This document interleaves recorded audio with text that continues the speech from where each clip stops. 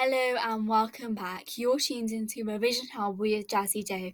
I'm back again with another video, and in this video I'll be continuing to look at crime and deviance, which is an AQA sociology topic. You guys must be ready to go with this video, but before we crack on, let's do a quick recap. So let's look at what we looked at in my last video. Last video, we looked at the different types of corporate crime, crimes against employees, crimes against consumers, and various other types of corporate crime. You guys, obviously, if you guys have revised, rested, tested, and repeated yourself, you'll be able to quickly jot down what you remember from my previous video. So please take a few moments to do this activity because I think it's extremely beneficial. And supposedly, if you do not remember a particular section, my videos are always there. I've made them into playlists and I've also color coordinated them, making it easier for you guys to actually find my video, specifically the video that you are looking at. Okay, so please take a few moments to do this activity before continuing on with the video. So as I mentioned, we'll be continuing with crime and deviance, and today we'll be looking at why is corporate crime invisible. In other words, why corporate crime is not made seem such a big deal and it's not covered as much within the media, when in reality it's really deep, but in reality the media and other sources make it very invisible and show it as though corporate crime just does not exist. So this is the main question that we'll be looking at within this video. So to begin with, it is the media, as I just mentioned, that makes corporate crime seem invisible, and there are reasons for that. Underreporting, political will, delabeling are few reasons. So now I'm going to go on and start with the media and explain why corporate crime is invisible. I'll be looking at each of these in depth, so stay tuned for the video. Okay, so let's go on and look at the media. Okay, the media gives limited coverage on corporate crime. If you go on a news website, Sky News, BBC News, or any type of news website, if you have a look on the section of finance and see how much coverage of corporate crime there's very limited coverage of corporate crime that takes place, especially in the 21st century.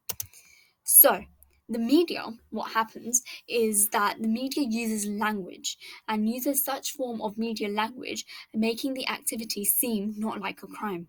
Can you think of examples of language that the media may use to show as though the activity that is conducted by a company or a business is not considered or made seem like a crime? Pause and have a think.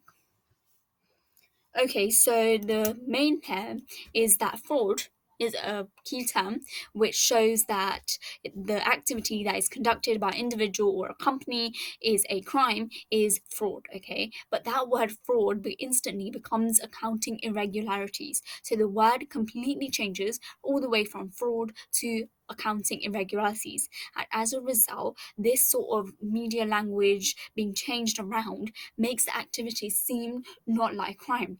As a result of the activity not being seeming like a crime, it causes corporate crime to be invisible. So this is an example which you can use within your exam. Next, we'll look at political will. So politicians, if you have a look at various different political campaigns or any of that sort, you will be very interested and you'll be really focusing on and having a look on that they mostly focus on street crime. If you have a look in the politicians' speeches or anything that they have presented when they are taking part in elections, you will see that they mostly focus on street crime. No politician, or maybe some politicians, a very minority over the majority, will focus on corporate crime, because most politicians just aim to focus on something very safe, street crime, because everyone can relate to it. So the Home Office will be coming to your surprise that they do not bother to they do not bother to collect corporate crime surveys. So the surveys are done on every single issue except from corporate crime. So we can say that obviously, because them not doing surveys on corporate crime in particular, that maybe they are underfunded. So that is a reason we can go back, and we can see why, due to political will, corporate crime is shown to be invisible. Okay, hopefully this is clear. This is a very, very small, just jotting down bullet points. You do not need to know much, but also you just need to make sure that you can explain it in a couple of sentences within your exam if you're asked. Next, we'll be looking at delabeling. So, corporate crime is often not treated as criminal, so consequences are much, much, much more lenient. In 2010, the French authorities provided the UK with a list of citizens who held a secret bank account with Swiss. Swiss is simply an alternative for HSBC, which is the local bank within the UK. Okay, so what happened was there was no action taken against HSBCC. So here we can see delabeling taking place. As a result of delabeling that takes place, it causes corporate crime to be invisible and is shown to the public as though corporate crime just does not exist. Next, let's look at underreporting. Wait, before I do this, I want to ask you if you guys took part in if you actually experienced a crime or you know that a crime has taken place, how many of you would actually report it? Put it down in the comment section. It will be very interesting to see how many people have actually experienced a crime or have seen a crime and not reported it. In the same way, if like I see a crime that has taken place within the street and I don't report it, it counts as underreporting. And as a result, underreporting, that particular form of crime does not appear in the statistics, and as a result, that particular form of crime, it becomes seamlessly invisible. Okay, so please drop that down in the comments section. So crimes are often not reported. People just do not bother to report crime. If you've experienced it, if you've seen a crime, people do not bother to report the crime. Can you pause, have a think, have a discuss, have a Google 2 reasons for this? Have a think. The 2 reasons could simply be maybe the victim is just not aware that they are a victim of the crime, or it may just be not specific to a person, it may be specific to a particular group as opposed to a particular individual within that group. Another example here we have is after the financial crisis in 2008.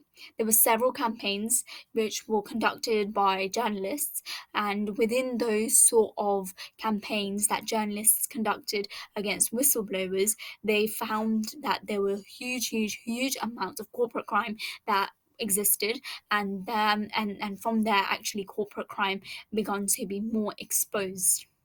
So here we can see that due to simple underreporting of us, probably if you've actually experienced or seen a crime and have not reported it, due to underreporting, such crimes actually seem to be very invisible, so it does not count within the statistics. So we can use underreporting as a valid reason for why corporate crime may seem invisible within the world that we live in. So it's very short. I've made it very short and simple. These are just a few reasons, just memorize them. You'll be fine within the exam because you just need to write a few sentences using like examples like the financial crisis that I mentioned, as well as the other examples that I have on my previous slides. So that's what it is all about. So that's what we've learned today, why corporate crime is invisible, various different factors. Do not need to know much. It is a much synthesized version compared to what is in your textbooks. So please go off, have made sure that you have actually made notes on this. Make sure you revise, rest, test, and repeat yourself, because I can't go on about how this formula really works and is actually the key to success within every single exam. So next video, again, I'll be looking at theories, evaluating those theories on this particular section. So stay tuned for that video because it will be coming out very soon.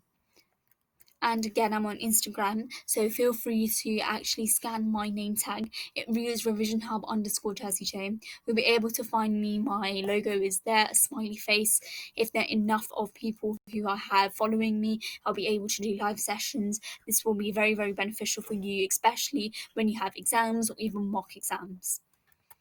And again, I made these slides at Canva. They're really amazing, and download them into Google Slides. Canva is an amazing platform which I highly recommend you guys because it helps you to make amazing presentations or anything creative that you want. So please don't feel free to actually go off and have a look at Canva. And whilst doing so, please like my videos. Take a few moments and just find the smiley icon on the screen and quickly just click it. If you guys have already clicked it, thank you so much for clicking it, because by you subscribing really encourages me to make more videos that are beneficial to you. Again, comment section is always there if you have a question. If I've asked you a question, I've asked you a question within this video, please feel free to comment the answer. It will be very beneficial for you to comment the answer, as well as just ask me something or give your view about something. I'll be willing to listen to your views. I'll be willing to help you in any way that I can. And again, please do not forget to press the bell icon. The bell icon is absolutely amazing. It helps you to be notified instantly when I just post a video. So please do all of these things before you go on to do something else. So please do this. Thank you so much for your time. Thank you so much for tuning in into Revision Hub with Jazzy J. Stay tuned and wait for my next video.